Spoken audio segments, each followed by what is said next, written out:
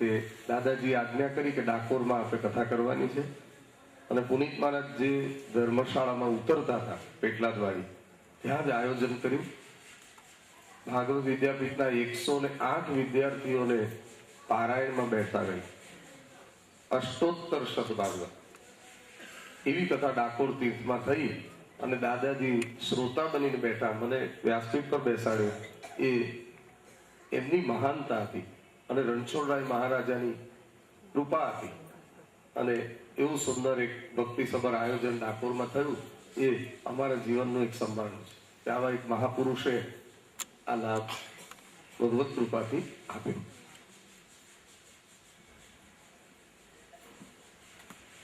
શ્રી નારદજી યુધિષ્ઠિર મહારાજને જુદા જુદા વર્ણોના ધર્મ સમજાવે છે અને પછી ઉત્તમ પ્રકારની સ્ત્રીઓના ધર્મ બતાવે છે.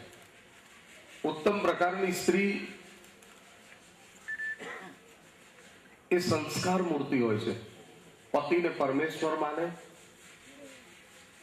સૌનો આદર જાળવે, પતિના જ વ્રત કરે, પતિનું જ હિત કરે, પતિની આજ્ઞાનું પાલન કરે, પતિમાં જ પ્રભુના દર્શન કરે, તો એ નારી વગર નૌકાએ ભવસાગર તરે. પત્ની મનોરમામ દેહી મનોવૃત્તાનુસારિણી તારિણી દુર્ગ સંસારે સાગરસ્ય કુલોદ્ભવામ. એવી સંસ્કારી સ્ત્રીને આંગણે જાઓ એટલે ઉમરા ઉપર સાખિયા હોય, આંગણામાં તુલસીજી બિરાજતા હોય, ઘરની બધી જ વસ્તુઓ સુવ્યવસ્થિત અને સ્વચ્છ હોય અને મધુર ભાષાથી વાત કરતી હોય અને સૌનો આદર જાળવીને ચાલતી હોય, એ ઉત્તમ પ્રકારની સ્ત્રી છે. અને એવી પવિત્ર સ્ત્રીઓ આપણા ભારતમાં જ જોવા મળશે. કેટલી સતી સ્ત્રીઓ થઈ ગઈ, કેટલી મહાન નારીઓ ભારતની અંદર થઈ ગઈ. નારીથી નર નીપજે, નારી રતનની ખાણ. એવી સન્નારીઓએ મોટા મોટા નરબંકાઓને, મહાપુરુષોને જન્મ આપ્યો છે. સ્ત્રીઓના ધર્મ વગેરે બતાવ્યા પછી નારદજીએ બધા ધર્મોનો સાર પણ બતાવી દીધો. બધા ધર્મોનો સાર એક જ છે કે બીજાનું હિત કરવું એના જેવું કોઈ પુણ્ય નથી, બીજાનું અહિત થાય એવું કોઈ પાપ નથી. પરહિત સરીસ ધર્મ નહીં ભાઈ, પર પીડા सम नहीं अदमाई. सब धर्मों की एक ही बात, प्यार बढ़ाओ सबके साथ. इंसानियत ही सबसे पहला धर्म है इंसान का, इसके बाद ही पन्ने खोलो गीता और कुरान का.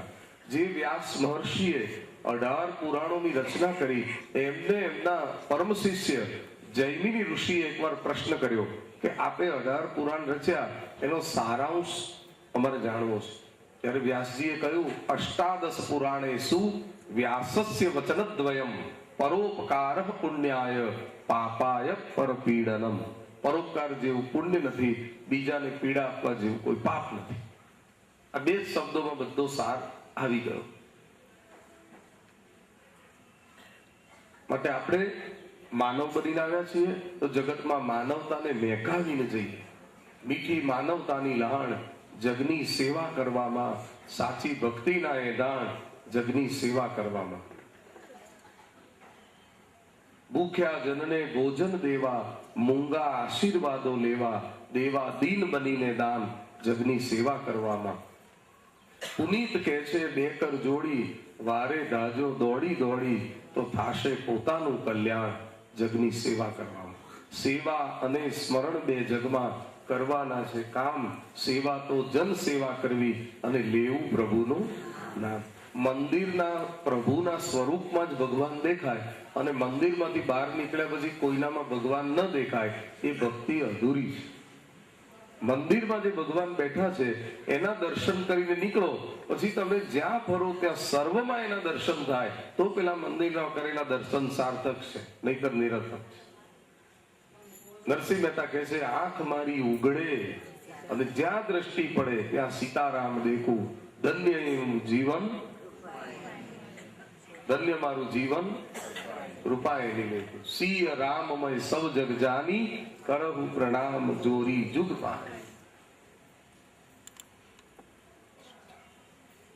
નારદજી આ કથા કરીને વિદાય લે છે અને અહીં 7મો સ્કંદ પૂર્ણ થાય છે. ઇતિ શ્રીમદ ભાગવતે મહાપુરાણે પારમહંસ્યામ સંહિતાયામ 7મ સ્કંદ સમાપ્ત. અને કથા હવે 8મ સ્કંદમાં પ્રવેશ કરે છે. 7મા સ્કંદનું આ વાંગમય પુષ્પ પ્રભુને અર્પણ કરીએ અને મન્વંતર લીલાનું શ્રવણ કરીએ. બોલો ભાગવત ભગવાન કી જય. શ્રી સુખદેવજી મહારાજની જય. ગિરિરાજ ધરણ કી જય. 8મ સ્કંદ એટલે મન્વંતર લીલા, મનુઓની કથા. શ્રીનાથજી બાવાનો જમણો સ્તન અને 24 અધ્યાયની કથાનું વર્ણન. રાજો ઉવાચ સ્વાયંભુવસ્યેહ ગુરો વંશોયમ વિસ્તરાત શ્રુતઃ યત્ર વિશ્વસૃજામ સર્ગો મનુનન્યાન વદસ્વનઃ. હવે મને મનુઓની કથા સાંભળવાની ઈચ્છા છે. તો સુખદેવજી મહારાજ કહે છે કે બ્રહ્માજીએ આ સૃષ્ટિનું સર્જન કર્યું, એમાં 4 યુગોનું નિર્માણ કર્યું. સતયુગ 17,28,000 વર્ષનો બનાવ્યો. ત્રેતાયુગ 12,96,000 વર્ષનો. દ્વાપરયુગ 8,64,000 વર્ષનો. અને કલિયુગ 4,32,000 વર્ષનો બનાવ્યો. અને આ 4 યુગોના વર્ષોનું તમે ટોટલ કરો, 4 યુગ એક વાર પૂરા થાય એને એક મહાયુગ કહેવાય. અને એવા 71 મહાયુગ પૂરા થાય ત્યારે એને એક મન્વંતર કહેવાય. અને એવા 14 મન્વંતર પૂરા થાય ત્યારે એને એક કલ્પ કહેવાય. કેટલો લાંબો સમયગાળો. અને એક કલ્પ એટલે 4,32,000 વર્ષ, એને એક કલ્પ કહેવાય. હાલ 14મો સારસ્વત કલ્પ પૂરો થઈ અને 15મો શ્વેત વારાહ કલ્પ ચાલે છે. દરેક મનુના સમયગાળાને મન્વંતરના નામથી ઓળખવામાં આવે છે. દરેક મન્વંતરમાં 6 પ્રાગટ્ય તદ્દન નવા થાય છે. દરેક મન્વંતરમાં 6 નવા પ્રાગટ્ય થાય. મનુ જુદા થાય, તે સમયમાં મનુના પુત્ર જુદા થાય, તે સમયના ઇન્દ્ર જુદા થાય, તે સમયના દેવ જુદા થાય, તે સમયના ઋષિ જુદા થાય, અને તે સમયનો ભગવાનનો કોઈ વિશિષ્ટ અવતાર જુદો થાય. મન્વંતરમ મનુર્દેવા મનુપુત્રા સુરેશ્વર ઋષયો સાવતારસ્ય હરે ષડવિધ મુચ્યતે. આ 6 પ્રાગટ્ય નવા થાય.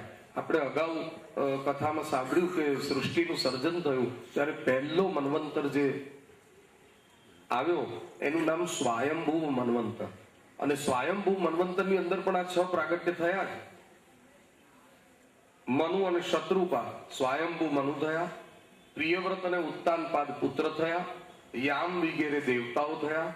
તે વખતે મરીચી વગેરે ઋષિઓ થયા. અને ભગવાનનો કપિલ અવતાર, યજ્ઞ અવતાર વગેરે અવતારો પણ થયા. આ પહેલો મન્વંતર.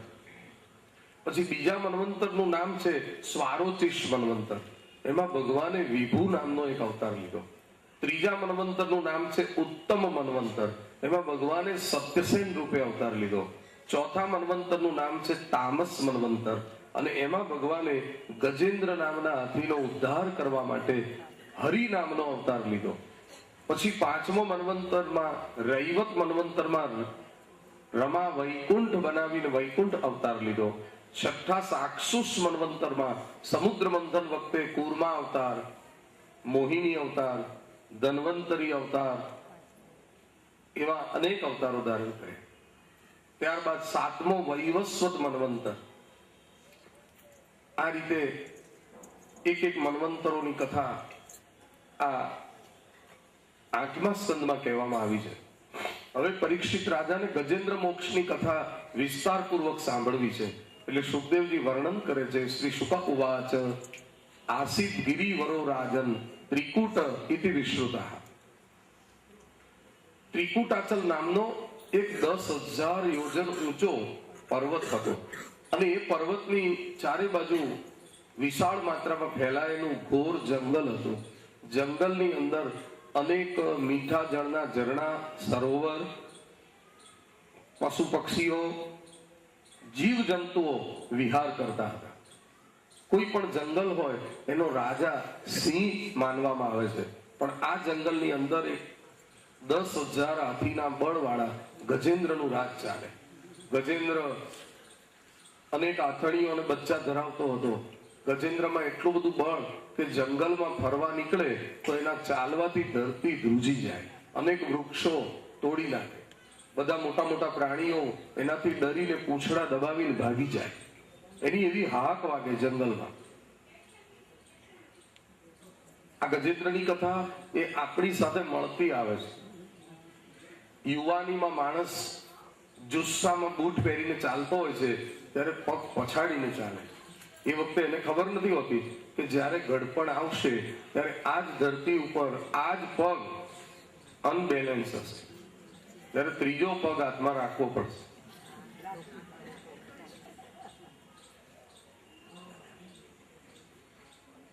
કોઈને સંપત્તિનું અભિમાન, કોઈને સગાવાલાનું અભિમાન, કોઈને રૂપનું અભિમાન, કોઈને સત્તાનું અભિમાન, કોઈને શક્તિનું અભિમાન. પણ સંત કબીર એવા સંતો કહે છે આ જગતમાં અભિમાન કરવા જેવી કોઈ ચીજ નથી, અને જેણે અભિમાન કર્યું એનું અભિમાન લાંબો સમય ટક્યું નથી. અભિમાન કરવા જેવી એક જ વસ્તુ છે કે હું ઠાકોરજીનો દાસ છું અને પ્રભુ મારા માલિક છે. આટલું અભિમાન હૃદયમાં રહે એ જરૂરી છે. અસ અભિમાન જાની જની મોરે, મેં સેવક રઘુપતિ પતિ મોરે. બસ એ અભિમાન કાયમ રાખો. એક દિવસ ઉનાળાની ખૂબ ગરમી પડી ત્યારે આખા પરિવારનું પાલન, પોષણ, જતન અને રક્ષણ કરનારા ગજેન્દ્રએ જોયું કે મારા બધા જ પરિવારજનો ગરમીથી ત્રાહિમામ થઈ ગયા છે, એટલે સૌને શીતળતા પ્રાપ્ત થાય એટલે ગજેન્દ્ર મીઠા જળના સરોવર તરફ લઈ જાય છે. ગજેન્દ્ર આગળ ચાલે, પરિવાર પાછળ ચાલે. અનેક વૃક્ષો તોડ્યા, અનેક ફળ તોડ્યા અને પાછળ એનો પરિવાર એનો આહાર કરતો કરતો આવે છે. ગજેન્દ્રના આવવાથી બધા પશુ પક્ષીઓ ભાગી ગયા છે. એક મીઠા જળનું સરોવર આવ્યું છે. સરોવરમાં બધાએ પ્રવેશ કર્યો છે અને મીઠું જળ પીધું છે. ગજેન્દ્રએ સરોવરના વચ્ચેના ભાગમાં, મધ્ય ભાગમાં ઉભા રહી પોતાની સોડમાં પુષ્કળ જળ ભરી અને પોતાના પરિવાર ઉપર એ જળનો વર્ષા કરી છે.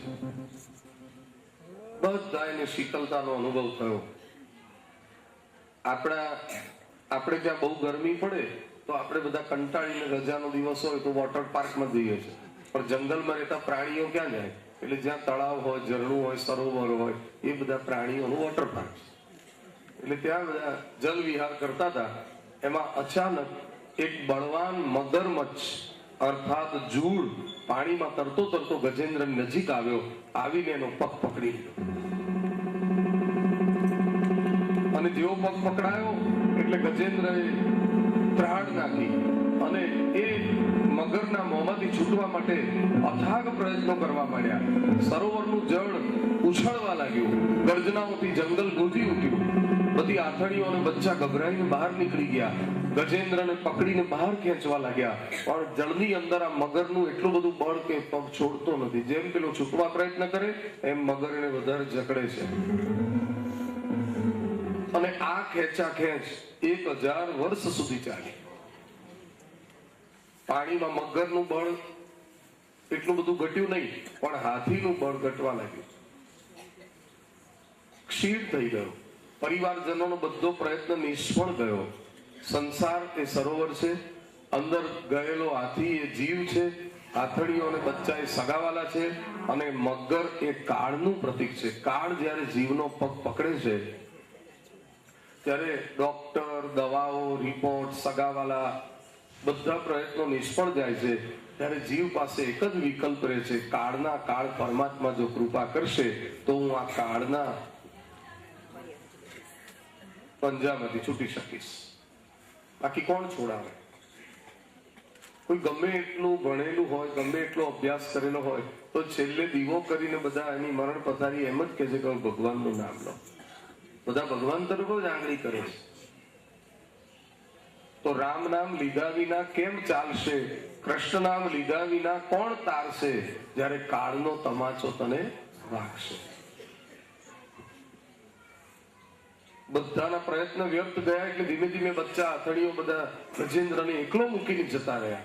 ગજેન્દ્ર એકલો પડ્યો એટલે એને દુઃખ થયું, જે પરિવાર માટે મેં અત્યાર સુધી આ બધું કર્યું એ બધા પરિવારજનો મને મૂકીને જતા રહ્યા। સુખ કે સબ સાથી, દુઃખ મેં ન કોઈ। સુખમાં બધાએ ભાગ લીધો પણ દુઃખમાં કોઈ નહીં। હવે હું શું કરું તો બચું?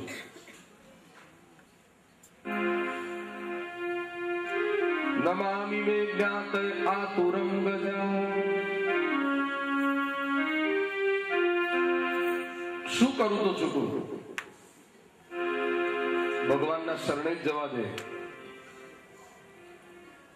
નમામિ મે જ્ઞાત આતુરમ ગજા ઉતક કરીન્ય પ્રભવંતિ મોચિતો ગ્રાહેણ પાસેન વિધાતુરાવૃતો પ્યહમ ચતમ યાતિ પરંપરાયણમ। હવે મને કોઈ નહીં બચાવે, હવે ભગવાનના શરણે જ જવું પડશે। અને એને અંતકાળમાં ભગવાન યાદ આવ્યા એ પણ એનું સદનસીબ છે, નહીતર અંતકાળે ભગવાન યાદ આવતા નથી। કંઈક પુણ્ય હોય, ભગવાનને કોઈ દિવસ ભજ્યા હોય તો જ ભગવાન અંતકાળે યાદ આવે। હૈયામાં ભગવાન હોય તો જ ઓઠે આવે, માવરો હોય તો જ મોડે આવે। આ ગજેન્દ્ર આગલા અવતારમાં ઇન્દ્રધુમ્ન નામનો રાજા હતો અને પાછલી ઉંમરમાં વનમાં ભગવાનની આરાધના કરવા ગયેલો। એને બહુ જપ કરેલા એટલે ભગવાન યાદ આવ્યા। જજાપ પરમમ જાપ્યમ પ્રાગ જન્મન્યુ શિક્ષિતમ। પણ એની ભૂલ શું થઈ કે એ જ્યાં પ્રભુની આરાધના કરવા બેઠેલો ત્યાં એક અગસ્ત્ય નામના ઋષિની પધરામણી થઈ અને અગસ્ત્ય ઋષિ આવ્યા છતાં એ ઊભો ન થયો।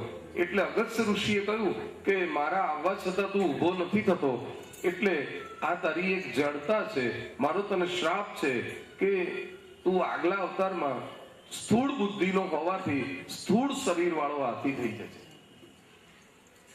એવો શ્રાપ આપ્યો, પણ એને માફી માંગી એટલે અગસ્ત્ય મુનિએ કહ્યું કે એક મગર તારો પગ પકડશે અને છેવટે ભગવાન આવીને તને છોડાવશે। આ મગર એ પણ હુહુ નામનો એક ગાંધર્વ હતો અને સરોવરની અંદર સ્ત્રીઓ સાથે મોજ મસ્તી અને વિલાસ કરતો હતો।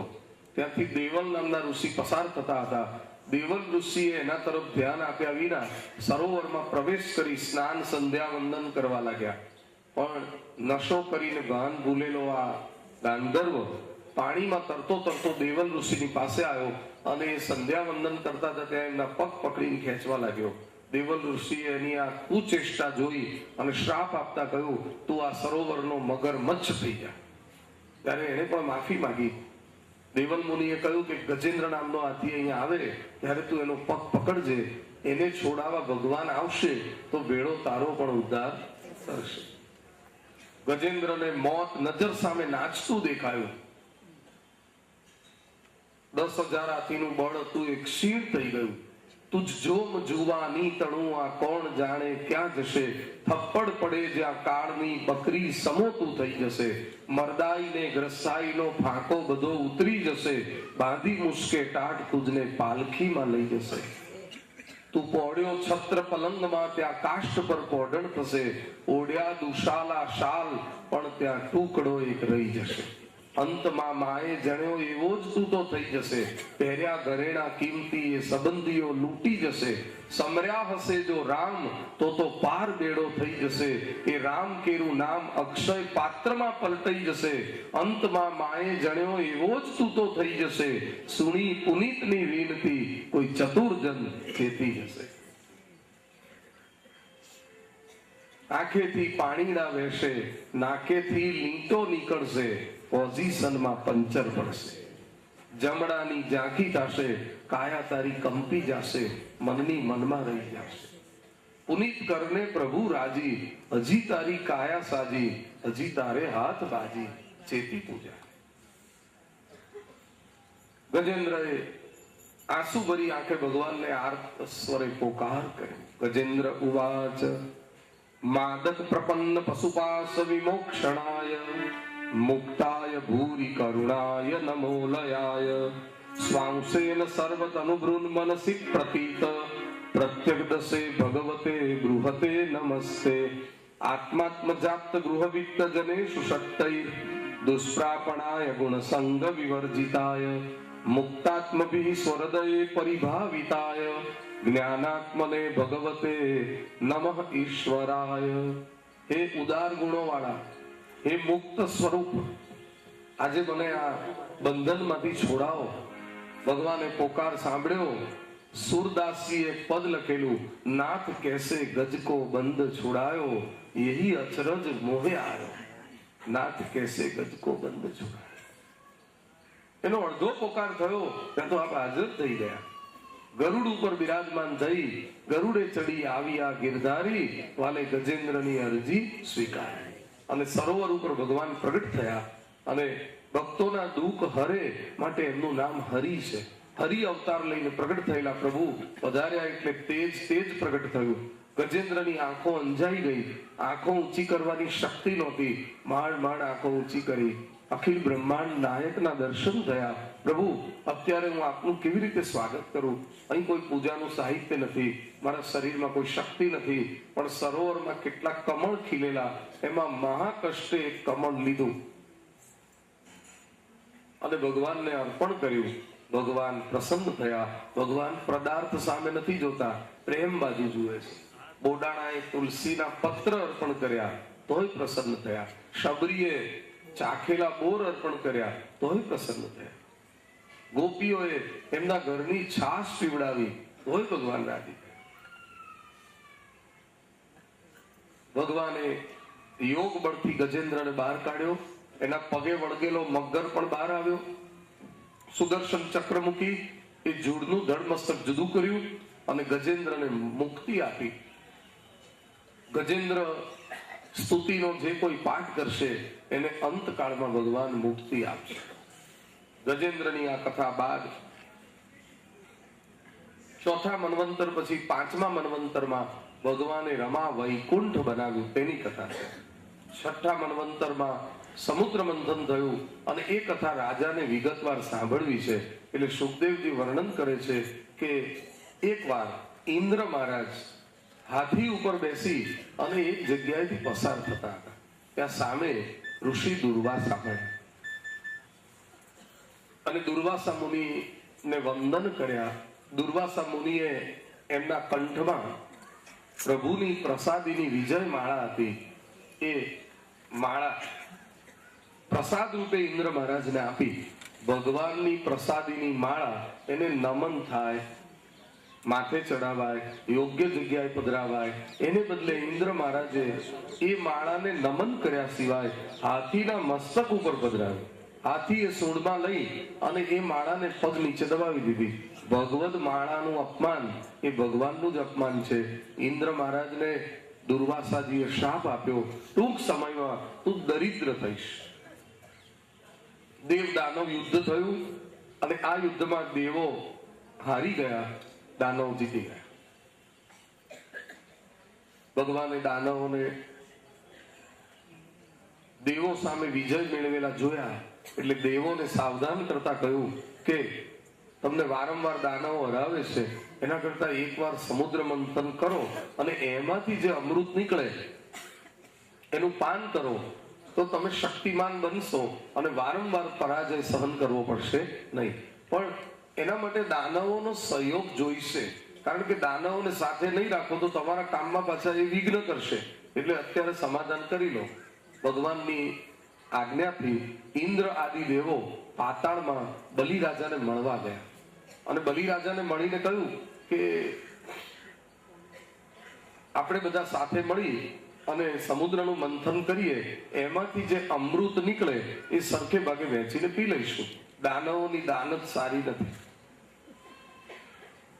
દાનવોએ ખાનગીમાં એવું નક્કી કર્યું કે અત્યારે સહયોગ કરવો, પણ અમૃત નીકળે તો આપણે જ ઝૂંટાવીને પી જવું, અત્યારે હા પાડો।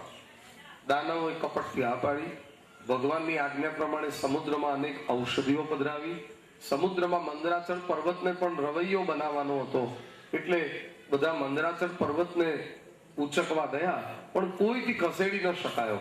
એટલે ભગવાને સ્વયં મંદરાચલ પર્વતને ઉંચક્યો અને ગરુડજી ઉપર પધરાયો અને ગરુડજી દ્વારા એ મંદરાચલ પર્વત સમુદ્રમાં પધરાવવામાં આવ્યો.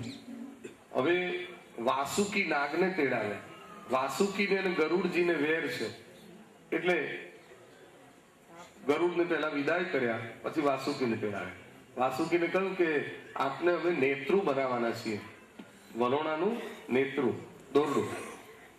શારીરિક કષ્ટ નહીં પડે એટલા માટે આપને પહેલેથી અમે સુવાડી દઈશું. એટલે મંદરાચલ પર્વતની ફરતે એ રવૈય મંદરાચલનો અને નેત્રુ વાસુકી નાગનું બનાવીને વીંટ્યા.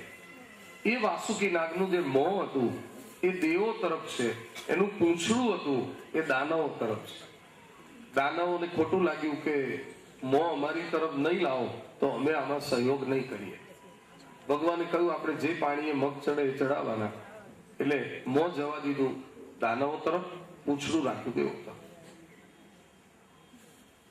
ભગવાને એક એક દાનવ, એક એક દેવમાં શક્તિ સંચાર કર્યો, ત્યારે સમુદ્ર મંથન શક્ય બન્યું. કોઈની ગુંજાશ ન હતી.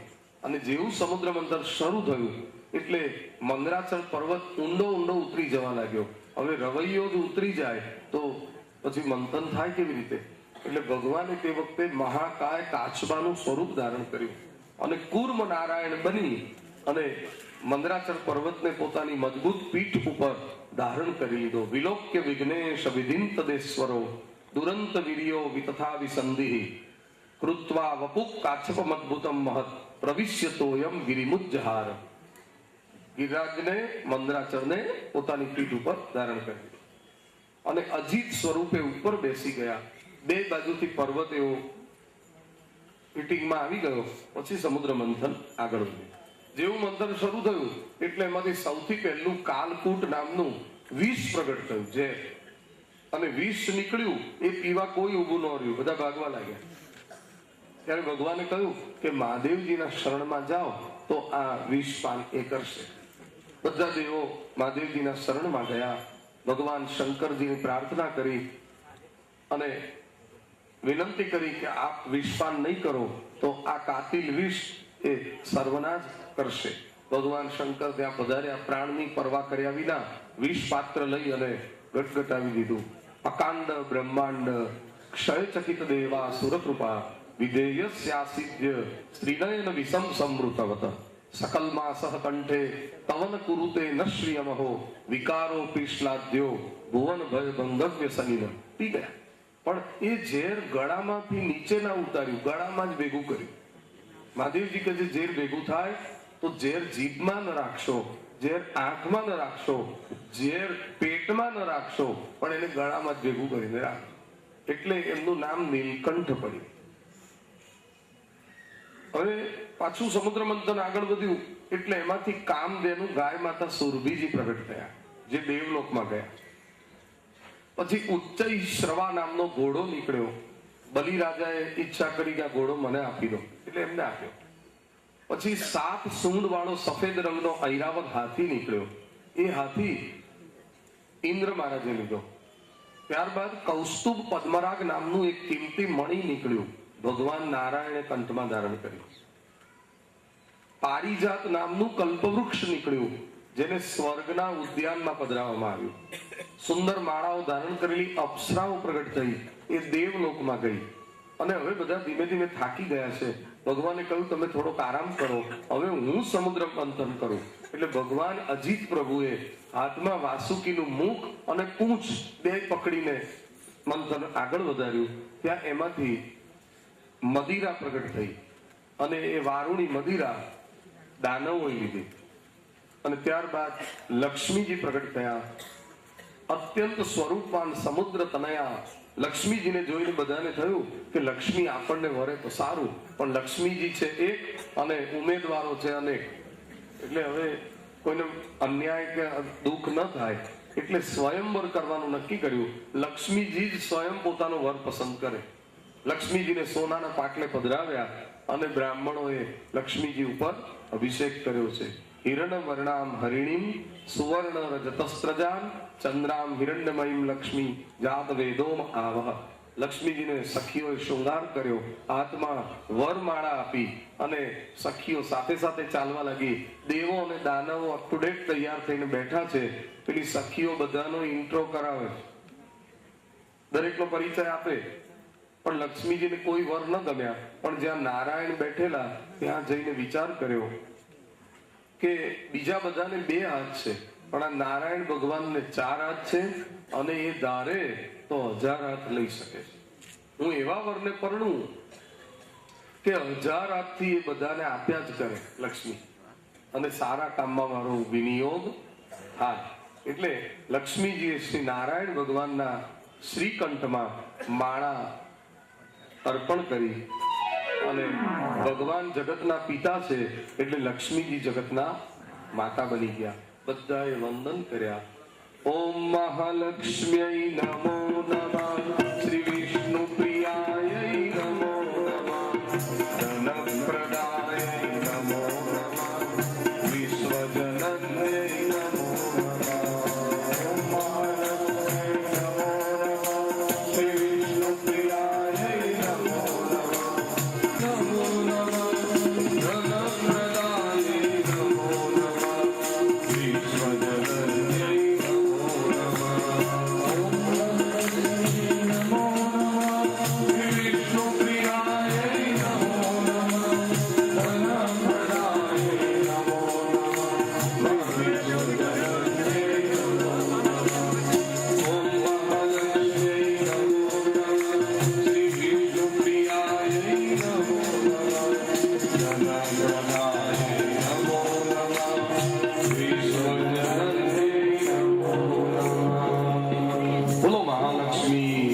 ધન્વંતરી ભગવાનને ઘેરી લીધા અને એમના હાથમાંથી અમૃત કુંભ ઝૂંટવી અને દાનવ ભાગી ગયા. દેવો નિરાશ થયા. ભગવાને પ્રગટ થઈને કહ્યું, તમારે નિરાશ થવાની જરૂર નથી, કારણ કે તમારા જ નસીબમાં અમૃત લખેલું છે. એ લોકો લઈ ગયા પણ પી શકવાના નથી. ભગવાને તે વખતે એતસ્મિન અંતરે વિષ્ણુ સર્વ પાયો વિધિશ્વર, ભગવાને તે વખતે વિશ્વ મોહિની નું દિવ્ય સ્વરૂપ ધારણ કર્યું. ઉત્પલ કમલ જેવો વર્ણ ધારણ કર્યો, તીણું નાક, વિશાલ કપોલ, રેશમી રંગની શાઇનિંગ વાળી પીળા રંગની સાડી પહેરી, વાળ ગૂંથીને એમાં માલતીના પુષ્પોની વેણી ધારણ કરી અને ભગવાન લટકાળા લટક મટક કરતા ત્યાં ગયા. બધા દાનવો થોડીક વાર માટે અમૃતનો કુંભ ભૂલી ગયા. અત્યાર સુધી ખેંચાખેંચ કરતા હતા એ કુંભ એક બાજુ મૂકી દીધો અને હવે મોહિનીને બધા વીંટળાઈ ગયા. સુંદરી, તમે કોણ છો? તો કે છે, મારું નામ મોહિની છે. તમે પરણેલા છો કે કુંવારા છો? તો કે છે, ના, હું હજી કુંવારી છું, કારણ કે મને મારા યોગ્ય વર હજી મળ્યો નથી. તો પછી તમને લગ્ન કરવાના છો ખરા? તો કે હા. તો તમને કેવો વર ગમશે? મને કયા ગૃહપંથ બહુ ગમે, અને અમારામાંથી કોઈને પસંદ કરો ખરા? તો કે છે હા, કરું ને. તો આપણે એ નિર્ણય પછી કરીશું, પણ અત્યારના તબક્કે અમારા અને અમારા મિત્રો વચ્ચે થોડીક રકઝક થઈ ગઈ છે. અમે ખૂબ મહેનત કરીને સમુદ્ર મંથન કર્યું, એમાંથી અમૃત નીકળ્યું અને આ અમૃત કોઈ પી શકતું નથી, ખેંચાખેંચમાં અટવાઈ ગયું છે. તો શું આપ અમારા મધ્યસ્થી બની અને અમને સરખે ભાગે અમૃત ના પીવડાવો? ત્યારે મોહિની ભગવાને કહ્યું કે મારો સ્વભાવ કોઈના પણ ઝઘડામાં વચ્ચે પડવાનો નથી, એટલે આ તમારો આંતરિક મામલો કહેવાય, મારાથી વચ્ચે ના પડાય. બીજું, હું તમારા માટે એક અજાણી સ્ત્રી છું. એક તો સ્ત્રી જાતિ અને એમાં પછી અજાણી, એટલે મારા ઉપર તમે એકદમ વિશ્વાસ મૂકો એ પણ ઠીક નથી. આવી ચોખવટ પહેલેથી કરી છે. છતાં દાનવો કહેવા લાગ્યા, અમને તમારામાં વિશ્વાસ છે, એટલે તમે આટલું કામ તો કરો જ. ત્યારે આપ બધા દબાણ કરો છો એટલે હું મધ્યસ્થી બનીશ, પણ મારી શરત છે કે એકવાર અમૃતનો કુંભ તમે મને સોંપ્યો પછી હું જે કાંઈ કરું એમાં તમારે પણ વચ્ચે દરમિયાન થવાનું નહીં. તો કે નહીં થઈએ. અમૃતનો કુંભ સોંપી દીધો. મોહિનીના મોહમાં ભાન ભૂલી ગયા અને ભગવાને કુંભ હાથમાં લઈ અને થોડીક વાર કુંભની અંદર જોયું, થોડીક વાર દેવો તરફ જોઈને કહ્યું કે આ અમૃતના કુંભમાં જે ખરું જાડું અમૃત છે એ નીચેના ભાગમાં છે અને ઉપર ઉપર એકલું પાતળું પાતળું અમૃત છે. બીજું, આ અમૃત ઉપર દેવતાઓની નજર લાગેલી છે. આવું સરસ અમૃત પીવાનું હોય અને નજર લાગેલું હોય એ ના પીવું જોઈએ, એવો મારો મત છે. એટલે તમે બધા જો કહેતા હો તો હું દેવો તરફ જઉં અને જે નજર લાગેલું ઉપરનું અમૃત છે ત્યાં છાંટો પાડી આવું, પછી નીચેનું અમૃત તો તમારા માટે જ છે. દાનવ કહેવા લાગ્યા કે મોહિની સાચું જ કહે છે, એટલે કહ્યું જાઓ જઈ આવો. અને ભગવાનને છટકબારી મળી ગઈ, ગયા દેવો તરફ. અને જે દેવતાઓ પંગતમાં બેઠેલા એ બધાને ખોબે ખોબે અમૃત પીવડાવવા લાગ્યા. ત્યારે બધા દાનવો જોઈ રહ્યા, એમને ખબર ના પડી. પણ રાહુ નામનો દાનવ બહુ જબરો હતો. એણે જોયું કે આ મોહિની ચીટિંગ કરે છે, આપણને કહે છે કે હું ત્યાં જઈને છાંટો પાડી આવું, અને આ તો બધાના ખોબામાં રેડે છે, ખોબે ખોબે પીવડાવે છે. માટે બધા ભલે છેતરાય પણ આપણે છેતરાવું નથી. એટલે રાહુએ પોતાનું સ્વરૂપ બદલીને એક દેવ જેવું રૂપ લીધું અને સૂર્ય અને ચંદ્ર જ્યાં બેઠેલા લાઈનમાં એની વચ્ચે થોડીક જગ્યા હતી, ત્યાં એને ઘૂસણખોરી કરી. ત્યાં જઈને મોં નીચું રાખ્યું અને ખોબો ધરી દીધો. ભગવાન સૂર્ય અને ચંદ્રને અમૃત પીવડાવવા આવ્યા, ત્યાં જ રાહુ વચ્ચે આવ્યો. સૂર્ય એ બુદ્ધિના માલિક છે, ચંદ્ર એ મનના માલિક છે. મન અને બુદ્ધિ ભક્તિ રસ પીવામાં તરબોળ બને, ત્યાં જ રાહુ જેવું વિઘ્ન વચ્ચે. હવે ભગવાનને થયું કે જો રાહુના ખોબામાં ના રેડું તો મને પંક્તિ ભેદનો દોષ લાગશે. એક પંગતમાં જે બેઠા હોય એને પીરસવામાં ભેદભાવ કરીએ ઠીક નહીં. એટલે ભગવાને રાહુના ખોબામાં પણ અમૃત રેડ્યું, એ પીવા લાગ્યો. ત્યાં સૂર્યચંદ્રને આ ગમ્યું નહીં. સૂર્યચંદ્રએ કહ્યું પ્રભુ આ તો રાહુ છે, એને ક્યાં પીવડાવો છો? તે જ વખતે ભગવાને કહ્યું મને ખબર છે આ રાહુ છે, પણ હવે એની ખબર લઉં છું. ભગવાને ડાબા હાથમાં કુંભ ધારણ કર્યો અને જમણા હાથમાં સુદર્શન ચક્રનું સ્મરણ કરતા એ પ્રગટ થયું અને સુદર્શન ચક્રથી રાહુનું ડોકું ઉડાવી દીધું. પણ એ અમૃત પી ચૂકેલો એટલે એનું ધડ પણ અમર થયું, એનું મસ્તક પણ અમર થયું. અને આકાશમાં 9 ગ્રહના મંડળમાં એને એકને બદલે 2 સ્થાન મળ્યા, રાહુ અને કેતુ. એનું ધડ કેતુ કહેવાવા લાગ્યું. સૂર્ય અને ચંદ્રએ ઈશારો કરેલો એટલે એને સૂર્યચંદ્ર સાથે વેર થયું. એટલે જ્યારે જ્યારે ગ્રહણ થાય ત્યારે સૂર્ય અને ચંદ્રની આડે પૃથ્વીની વચ્ચે એ રાહુ જ આવે છે. આ રીતે દેવોને અમૃત પીવડાવી મોહિની ભગવાને દાનવો તરફ જઈ અને પેલો ગળો જોરથી પછાડ્યો. ત્યારે દાનવોને ખ્યાલ આવ્યો કે આપણે આ બાદ છેતરાયા. ત્યારે ગુસ્સે ભરાયેલા દાનવો મોહિની ભગવાનને મારવા દોડ્યા. ભગવાન તો છટકી ગયા, પણ દેવો સાથે યુદ્ધ થઈ ગયું. દેવો અને દાનવ લડ્યા અને અમૃત પીવાને લીધે દેવો બળવાન બનેલા, એમના દ્વારા દાનવોને બહુ માર ખાવો પડ્યો. લડતા દેવોને નારદજીએ અટકાવ્યા, દાનવોને શુક્રાચાર્યએ અટકાવ્યા અને સ્વર્ગના સિંહાસન ઉપર પાછા ઇન્દ્ર મહારાજ બેસી ગયા. દાનવોએ નક્કી કર્યું હવે આપણે વેર નથી કરવું, હિંસા નથી કરવી, પાપ નથી કરવું, પણ કેવળ બ્રાહ્મણોની સેવા જ કરવી છે. એટલે દાનવો થોડાક સમય માટે સુધરી ગયા અને ગુરુ શુક્રાચાર્યની અને બ્રાહ્મણોની ખૂબ સેવા કરવા લાગ્યા. ગુરુ શુક્રાચાર્ય પ્રસન્ન થયા, ગુરુ કૃપાહી કેવલમ. અને શુક્રાચાર્ય પ્રસન્ન થઈ અને બલિ રાજાના હાથે એક વિશ્વજીત નામનો યજ્ઞ કરાવ્યો. યજ્ઞ પૂર્ણાહુતિ થઈ ત્યાં યજ્ઞ કુંડમાંથી એક સોનાનો રથ બહાર આવ્યો. શુક્રાચાર્યએ કહ્યું બલિ રાજા આ રથની અંદર તમે બેસો અને હવે સ્વર્ગ ઉપર ચઢાઈ કરો તો તમારી જરૂર જીત થશે, કારણ કે આ વિશ્વજીત યજ્ઞનો રથ છે. પોતાનું બ્રહ્મ તેજ શુક્રાચાર્યએ બલિરાજાની અંદર મૂકી દીધું અને બલિરાજાએ ચઢાઈ કરી. ત્યારે દેવો હાર્યા, દાનવો જીત્યા. 3 લોકની સંપત્તિ દાનવો પાસે જતી રહી. દેવોની માતા અદિતિ નિરાશ થયા. શુક્રાચાર્યએ સ્વર્ગના સિંહાસન ઉપર બલિરાજાનો ઇન્દ્રાભિષેક કર્યો અને તિલક કરતા કહ્યું કે હે બલિ, તું કાયમનો ઇન્દ્ર નથી, તું કામ ચલાવું ઇન્દ્ર છે. તારે જો કાયમના ઇન્દ્ર થવું હોય તો અશ્વમેઘ યજ્ઞ કરવો પડે. સ્વર્ગના ખજાનામાં ખૂબ ધન હતું એટલે ગુજરાત પસંદ કર્યું અને ગુજરાતમાં પાછો નર્મદાનો ઉત્તર કિનારો ભરૂચ તરફનો પસંદ કર્યો. ત્યાં ખૂબ બ્રાહ્મણો રહેતા હતા. ભરૂચ એ ભૃગુ કચ્છ છે, ત્યાંના બ્રાહ્મણોને ભાર્ગવ બ્રાહ્મણો કહે છે. એ બધાને નિમંત્રણ આપ્યા અને મોટો માળવો બાંધી અને આચાર્ય શુક્રાચાર્ય અને યજમાન બલિરાજા એવો મોટો અશ્વમેઘ યજ્ઞ ચાલુ કર્યો. દેવોની માતા અદિતિને દુઃખ થયું. પતિ કશ્યપ મુનિની ખૂબ સેવા કરી. પ્રસન્ન થયેલા પતિને કહ્યું કે આ દાનવોનો નાશ થાય અને મારા દીકરા દેવો 3 લોકની સંપત્તિ ગુમાવી બેઠા છે, એ પાછા સુખી થાય એવો કોઈ ઉપાય બતાવો. ત્યારે કશ્યપ મુનિએ કહ્યું કે અત્યારે દાનવો વેર નથી કરતા, પાપ નથી કરતા, હિંસા નથી કરતા, પણ કેવળ બ્રાહ્મણોની અને ગુરુની સેવા જ કરે છે. એટલે વાંક વગર ભગવાન એમનો વાળ પણ વાંકો કરી શકે નહીં. પણ છતાં હું આપને એક વ્રત બતાવું છું. એ વ્રત કરશો તો એના પ્રતાપે ભગવાન કોઈ રસ્તો કાઢશે અને તમારા દીકરાઓને સુખી કરશે. અને એ વ્રતનું નામ છે પયો વ્રત. સંસ્કૃતમાં દૂધને પય કહે છે. દૂધ ઉપર રહીને કરવાનું આ વ્રત 12 દિવસનું હોય છે. એમાં મહા મહિનાની અમાસના દિવસે ઉપવાસ કરવો પડે. ફાગણ સુદ એકમના દિવસે ગુંડની કોતરેલી માટી શોધી લાવવાની, એ શરીર ઉપર ચોડવાની અને પવિત્ર જળાશયમાં વરાહ ભગવાનનું સ્મરણ કરતા કરતા સ્નાન કરવાનું.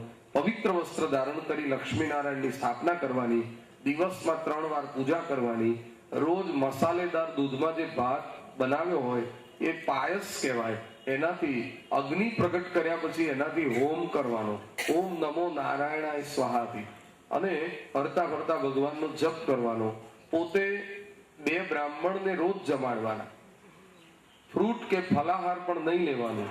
કેવળ ભગવાનને ધરાવેલું થોડી માત્રામાં દૂધ હોય એ જ લઈને આ વ્રત કરવાનું. 12 દિવસનું વ્રત પૂરું થાય એટલે 13મા દિવસે વ્રતનું ઉદ્યાપન કરવાનું. ઉદ્યાપનમાં બ્રહ્મ ભોજન કરાવવાનું, ગાયોનું દાન કરવાનું અને 13મા દિવસે આ વ્રતનું ઉજવણું કરવાનું. આ રીતે અને બધાને જમાડ્યા પછી પ્રસાદ લેવાનો. ત્યારે અદિતિ માતાએ કહ્યું કે આ વ્રત હું એકલી નહીં કરું, પણ આપણે 2 જણ કરીશું.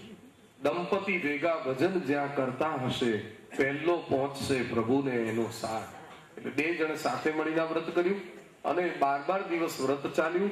13મા દિવસે એનું ઉદ્યાપન કર્યું અને બ્રહ્મ ભોજન ગૌદાન કર્યા પછી પ્રભુ પ્રસાદ લઈ ભગવાનની પ્રાર્થના કરતા કરતા અદિતિ માતા સૂઈ ગયા અને સ્વપ્ન સૃષ્ટિમાં એમને પ્રભુના દર્શન થઈ ગયા. ભગવાનની ઝાંખી કરતા કરતા સ્વપ્નમાં જ સ્તુતિ કરી છે. યજ્ઞેશ યજ્ઞ પુરુષાચ્યુત તીર્થ પાદ, તીર્થ શ્રવ શ્રવણ મંગલ નામ ધેય, આપન્ન લોક વજીનો પશમો દયાદ્ય, સન્નત હૃદીશ ભગવન પીદીનનાથ. હે યજ્ઞેશ, યજ્ઞ પુરુષ, અચ્યુત, તીર્થપાદ, મારો મનોરથ આપ સફળ કરો. ભગવાને કહ્યું, માં, તમારા વ્રતથી પ્રસન્ન થઈને હું સ્વપ્નમાં આવ્યો છું. મારા સ્વરૂપને તમારી અંદર ઉતારી લો અને મેં દર્શન આપ્યા છે કોઈને કહેશો નહીં. ટૂંક સમયમાં તમારો મનોરથ પૂર્ણ કરવા હું તમારે ત્યાં વામન રૂપે પ્રગટ થઈ રહ્યો છું. માં અદિતિ સગર્ભા બન્યા. એમના મુખારવિંદનું તેજ જોઈને કશ્યપ મુનિ સમજી ગયા કે હવે ભગવાન અમારો મનોરથ પૂરો કરવા માટે અમારે ત્યાં પધારશે. એમના પ્રાગટ્યનો સમય નક્કી થયો. ભાદરવો મહિનો, શુક્લ પક્ષ, 12મી તિથિ, જેને વૈષ્ણવ વિજય દ્વાદશી કહે છે. અને મધ્યાહન કાળનો સમય આ બધું નક્કી થયું છે.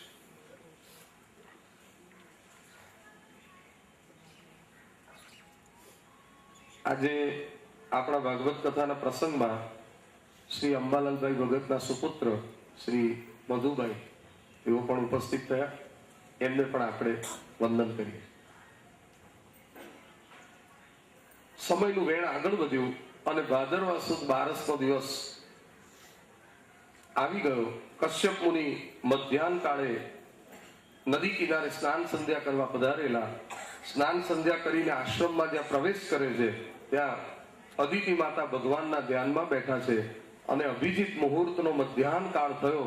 ત્યાં ભગવાનનું એક બાલ સ્વરૂપ એમની સન્મુખ પ્રગટ થયું. શ્રી વામનજી મહારાજની જય. ભક્તવત્સલ ભગવાન કી જય.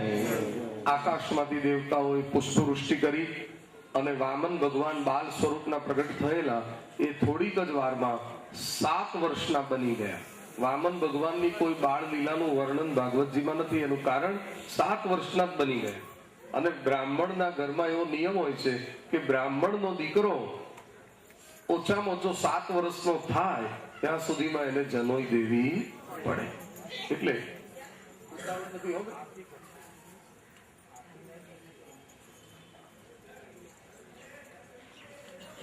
કશ્યપ મુનિએ નક્કી કર્યું મારા વામનના પ્રાગટ્ય સંસ્કારે કરું અને સાથે સાથે યજ્ઞોપવિત સંસ્કાર પણ કરી દઉં, એવું નક્કી કર્યું. જેને જેને ખબર પડી એ મોટા મોટા દેવતાઓ અનેક પ્રકારના ભેટ સોગાદ લઈ અને અહીં આવવા લાગ્યા. સાક્ષાત જગતપતિનો ઉપનયન સંસ્કાર હોય તો આવો લાભ કોણ ગુમાવે? જંગલમાં માળવો બંધાયો, ભગવાનને જનોઈ દેવાની બધી તૈયારી થઈ અને સૌ ત્યાં આવવા લાગ્યા. ચાલો ચાલો કશ્યપજીને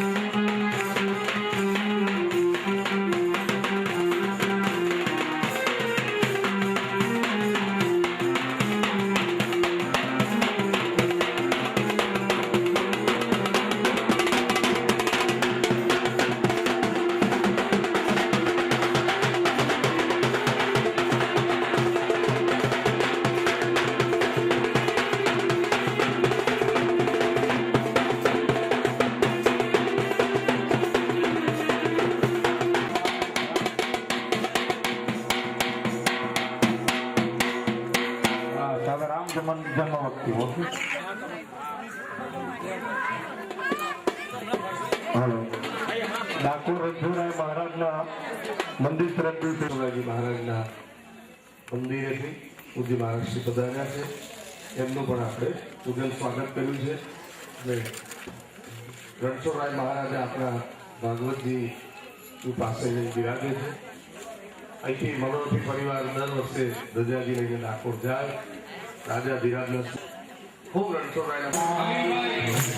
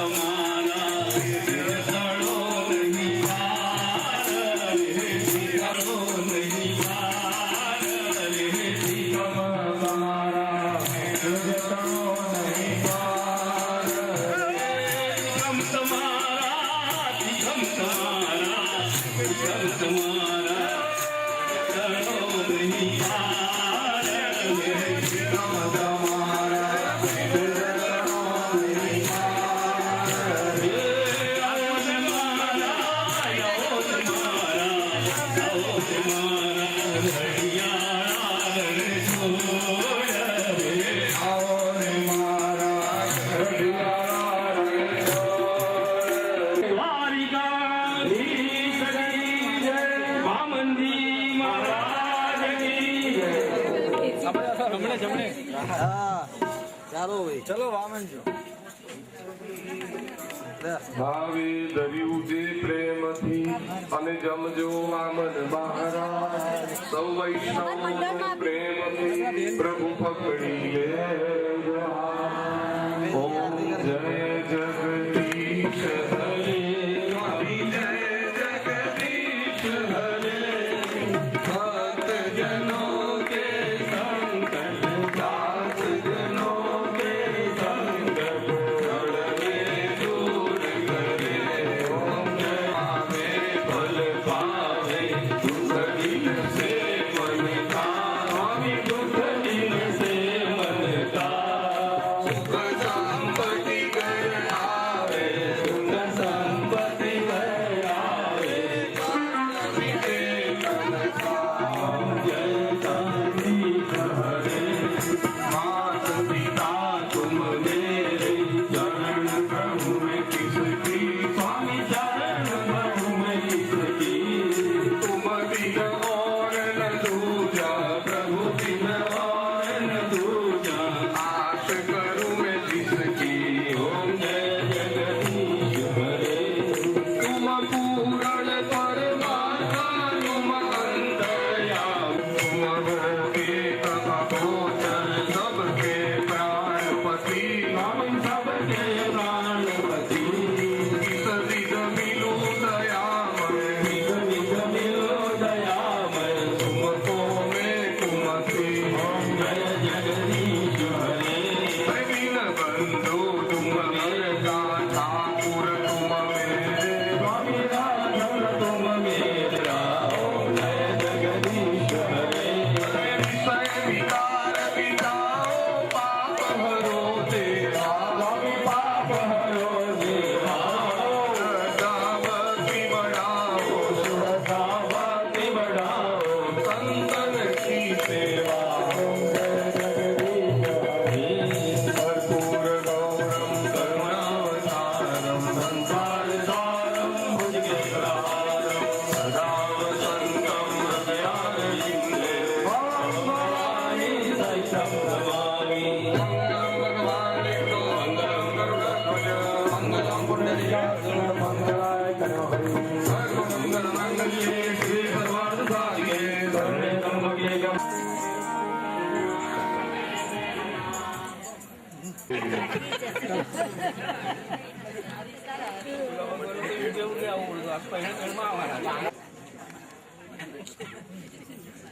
ત્યારબાદ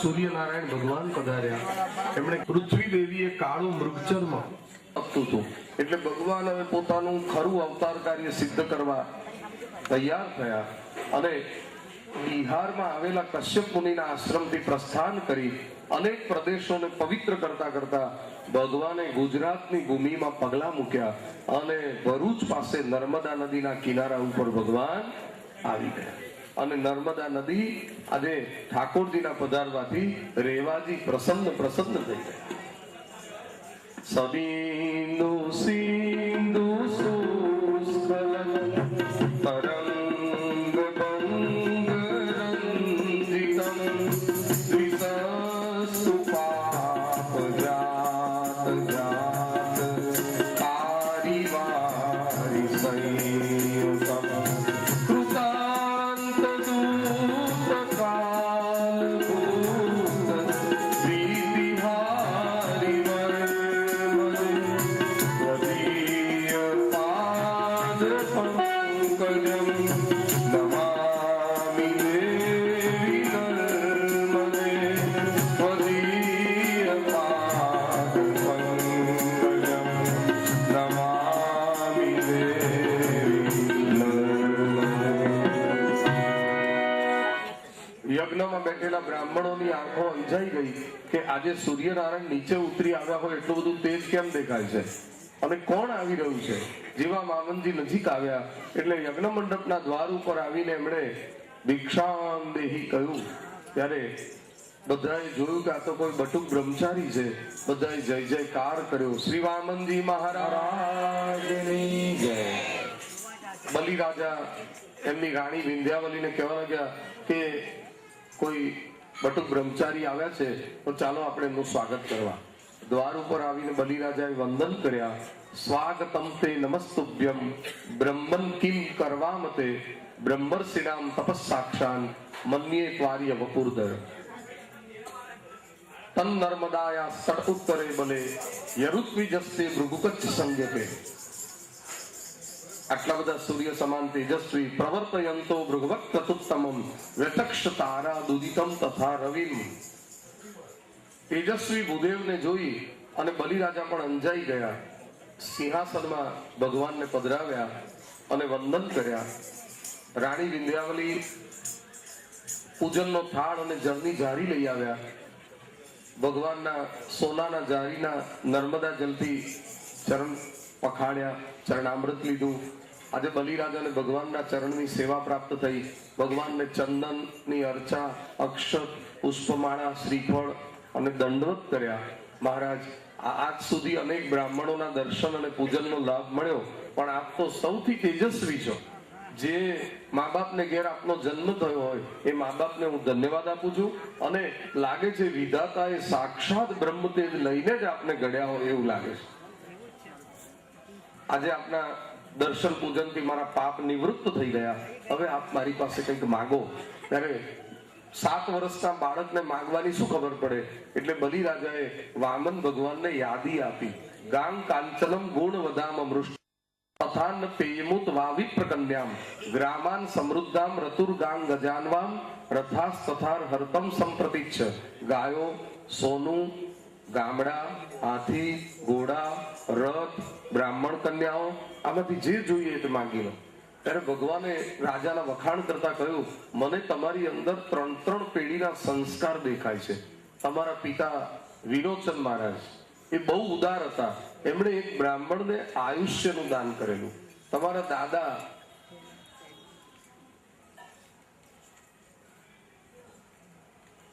પ્રહલાદજી ભગવાનના બહુ લાડીલા ભક્ત હતા. એમને માટે ભગવાન સ્તંભમાંથી પ્રગટ થયેલા. અને તમારા પરદાદા તો બહુ જ પરાક્રમી હતા, જેમનું નામ હિરણ્યકશ્યપ. એમનાથી દેવો પણ ડરતા હતા. દાદાજી પરદાદા જેવું પરાક્રમ છે, દાદા જેવી આપનામાં ભક્તિ છે, અને પિતા જેવી આપનામાં ઉદારતા છે.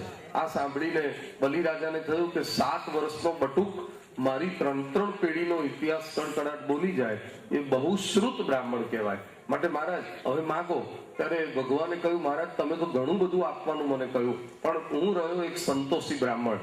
હમણાં જ તાજી જનોઈ ધારણ કરી છે, એટલે મારે બીજું કઈ નથી જોઈતું. પણ હું ચાલુ અને 3 ડગલા ભરું એટલી જ પૃથ્વીનું દાન જોઈએ.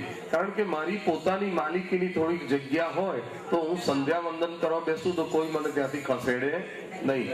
પણ મહારાજ આપ તો 7 વર્ષના બાલ મૂર્તિ છો, આપના ચરણ તો બહુ નાના નાના કોમલ છે. આપ 3 ડગલા ભરો તો કેટલી ભૂમિ થાય. હું ગામના ગામ આપવા માંગુ છું અને આપ આ રીતે 3 પગલા ભૂમિ માંગો છો. મને સંકોચ થાય છે. અત્યારે આપ નાના છો, મોટા થશો, લગ્ન કરશો, ઘરમાં કઈ વસ્તુની જરૂર નહીં પડે. આજે હું આપું છું તો એટલું માંગી લો કે ફરી કોઈની પાસે હાથ લાંબો કરવો પડે નહીં. બલિરાજાએ વિચાર કર્યો, આ બ્રાહ્મણ હમણાં બધું બોલતો હતો ત્યારે સારું બોલતો હતો, પણ માગવાનું આવ્યું એને આવડ્યું નહીં. ભગવાન મનમાં કે છે, હજી તે મને ઓળખ્યો છે જ ક્યાં? બલિરાજાને ક્યાં ખબર છે કે ભગવાન આવે છે? તેરે દ્વાર ખડા ભગવાન ભગત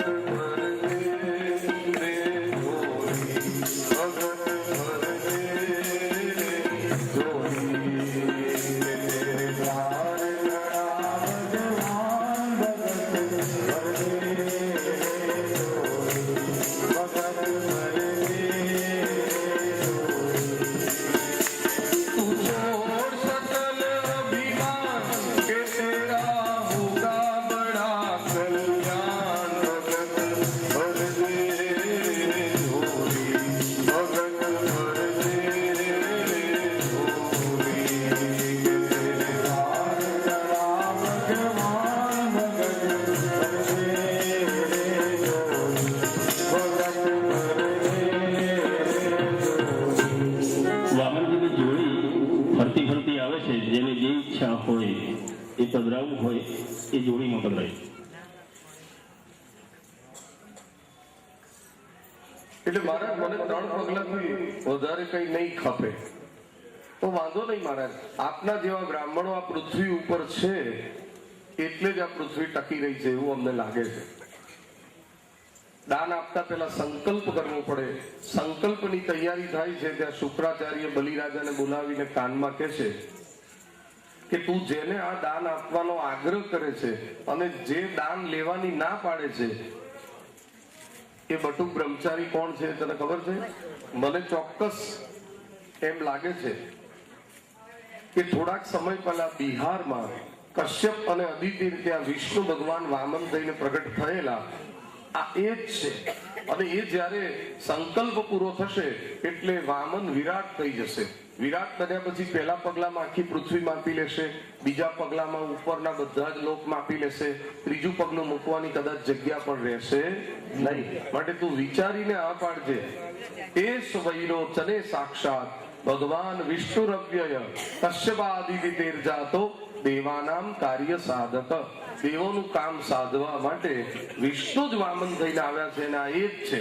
એટલે તું વિચાર કર, તું એટલું જ કહી દે કે મહારાજ તમારા પગલે નહીં પણ હું 3 પગલા ભરું ને જેટલી ભૂમિ થાય એટલું આપું. આટલું કહી દે તો તારું બધું બચી જશે, નહીં તારા બધું લઈ જશે. બલિરાજા કહેવા લાગ્યો મને મારા બોલેલા વચનની કિંમત છે. સતિયા સત છોડે નહીં, સત છોડે પત જાય. વા ફરે વાદળ ફરે, ફરે નદીના પૂર. સુરા બોલ્યા ના ફરે, પશ્ચિમ ઉગે સૂર. હું જે બોલ્યો એ આપવાનો. હવે ભગવાન જ મારે ત્યાં યાચક બનીને આવ્યા હોય તો મારું એવું ક્યાંથી અહોભાગ્ય હોય? ત્યારે તું મારું ગુરુનું પણ નહીં માને? કેટલા યુદ્ધ કરવા પડ્યા, કેટલા યજ્ઞ કર્યા, ત્યારે આ બધી સંપત્તિ મળી છે. તું તો બારોબાર બધું આપી દેવા માંગે છે. આપણે આપણી સંપત્તિના 5 ભાગ પાડવા જોઈએ. એક ધર્મ માટે, એક યશ માટે, એક આપણા પોતાના માટે, એક આપણા સ્વજનો માટે અને 5મો ભાગ ભવિષ્યનો વિચાર કરીને રાખવા માટે. રાજા ડગ્યો